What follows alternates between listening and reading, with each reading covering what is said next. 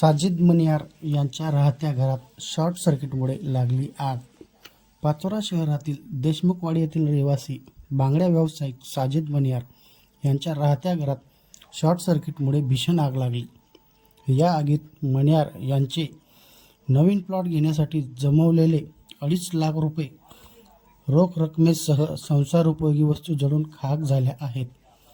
तात्काळ घटनास्थळी नगरपालिकेचे अग्निशमन बंब दाखल होऊन आग आटोक्यात आणण्यात आली.